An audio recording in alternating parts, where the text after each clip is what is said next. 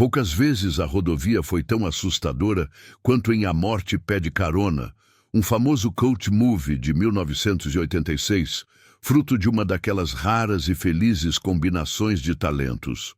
Um excelente trabalho de direção do desconhecido Robert Harmon, um excelente roteiro de Eric Red e um excelente desempenho da dupla de protagonistas C.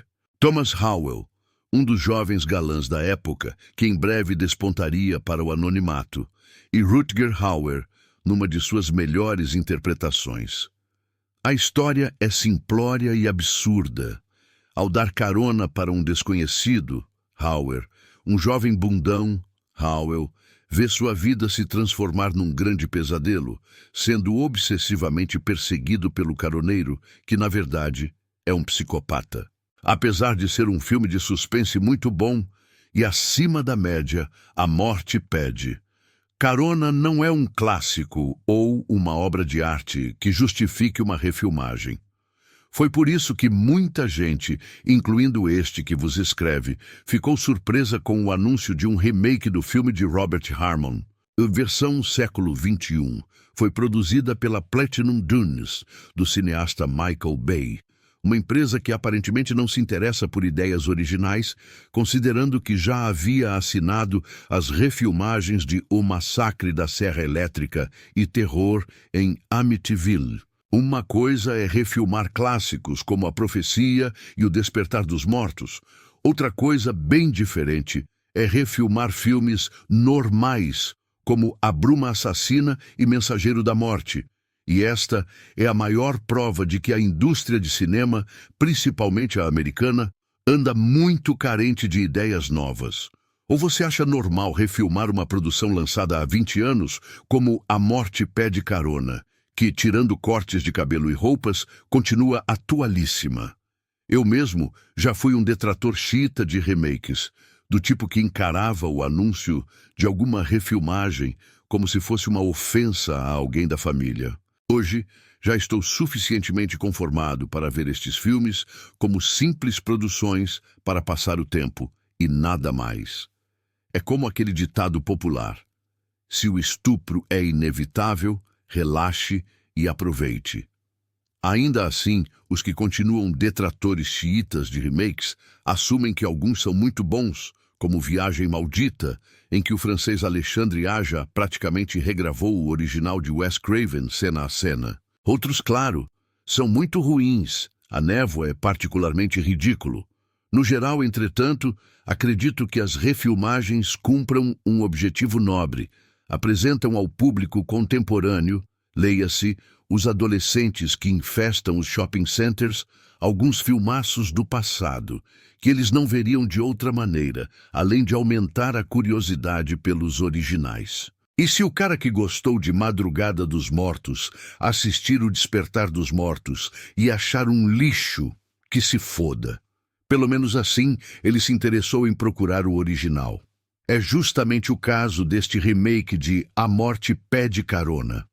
Os jovens de hoje provavelmente nem sabem que existe um filme dirigido por Robert Harmon em 1986. E como a nova versão é uma daquelas refilmagens cena a cena do original, tipo fizeram com A Profecia, é possível questionar a validade do projeto. Por que refazer uma produção recente exatamente do mesmo jeito, mas não a sua qualidade?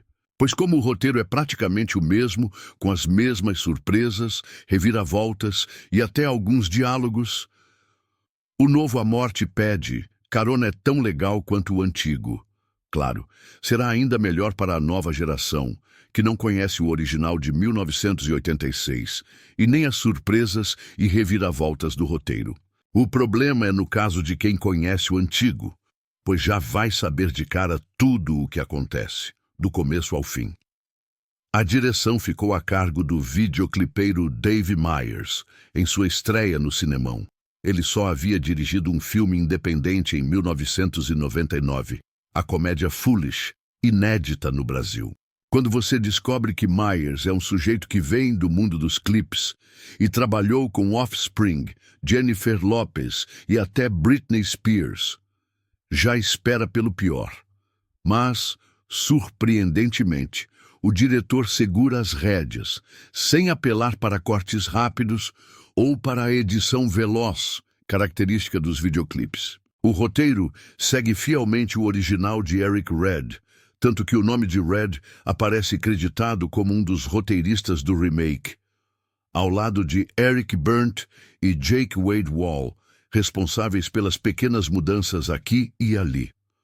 A maior delas em relação ao filme de 1986, e talvez a única, é o fato de não termos mais um motorista solitário como o interpretado por Thomas Howell.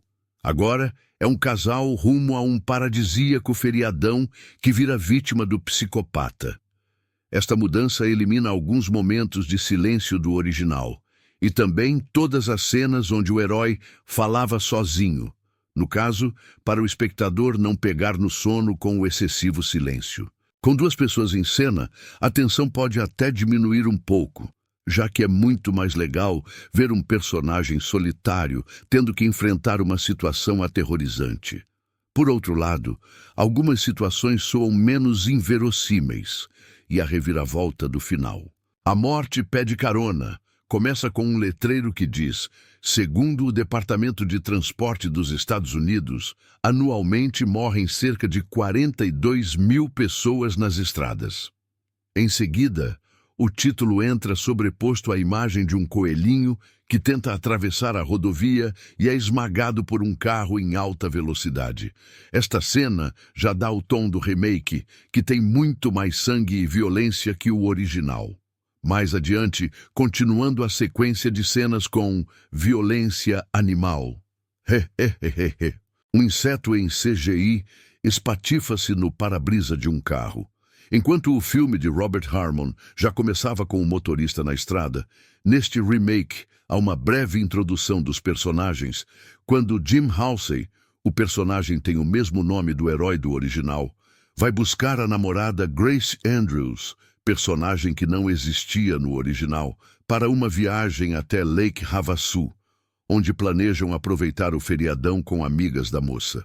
Jim é interpretado por Zachary Knighton, apareceu em Medo em Cherry Falls e é a cara do ator Andrew McCarthy, e Grace pela gostosa Sophia Bush, do seriado One Tree Hill, e que, apesar do sobrenome, não é parente do ex-presidente do Ixeua. Após a rápida introdução e sem perder muito tempo com explicações, o carro do casal cruza a rodovia deserta durante uma noite chuvosa. Como sempre acontece nos filmes, Jim está conversando com Grace e dirigindo, olhando para a moça ao invés de olhar para a estrada. Logo, Grace grita o tradicional "Look out!" e Jim freia bruscamente ao ver que há um homem pedindo carona no meio da estrada, debaixo da chuva. Enquanto no original, Jim não pensava duas vezes em dar carona, já que estava morrendo de sono e precisava de alguém para conversar. Nesta versão moderna, a voz da razão fala mais alto, e os dois jovens decidem deixar o homem na chuva mesmo, acelerando para longe, um reflexo dos negros tempos em que vivemos, quando ninguém mais é confiável.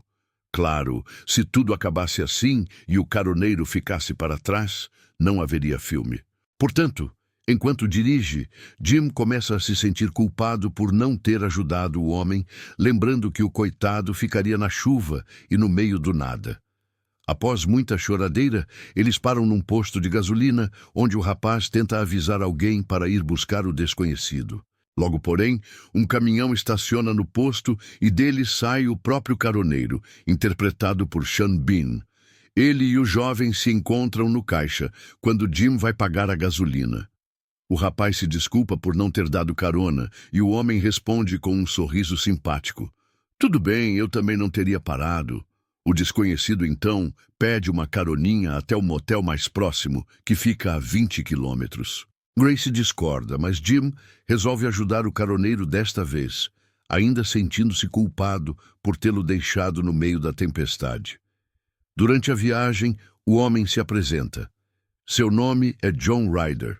Após uma rápida conversa, entretanto, ele revela sua verdadeira face ao pedir se faz tempo que Jim está comendo Grace.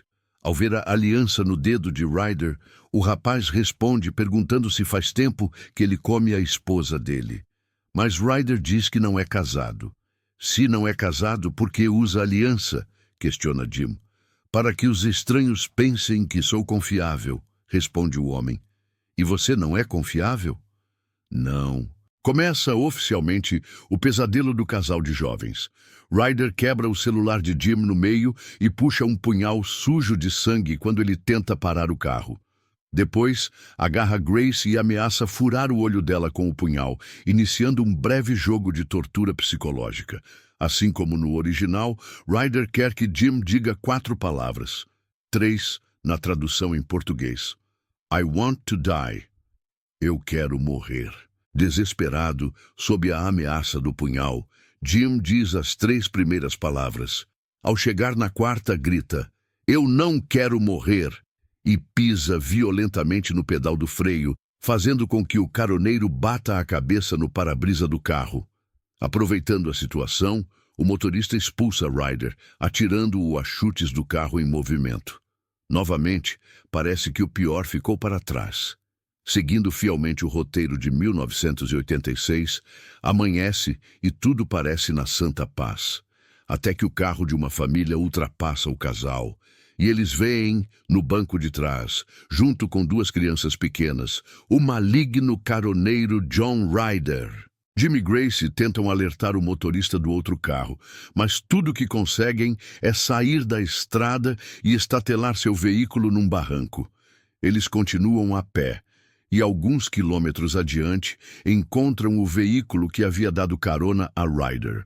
As crianças estão mortas no banco traseiro, a mulher tem a garganta cortada no banco da frente. Já o motorista está vivo, muito mal, com o punhal do caroneiro enfiado no peito. Os 2 jovens entram no carro e dirigem até um posto de gasolina em busca de ajuda, mas obviamente acabam sendo incriminados pela chacina e presos. E o maligno John Ryder não pretende deixá-los em paz, nem mesmo na delegacia. Embora nas primeiras cenas o caroneiro psicopata seja apresentado como uma pessoa normal, não se engane. Assim como o caminhoneiro de encurralado ou Michael Myers em Halloween, John Ryder não é um simples psicopata.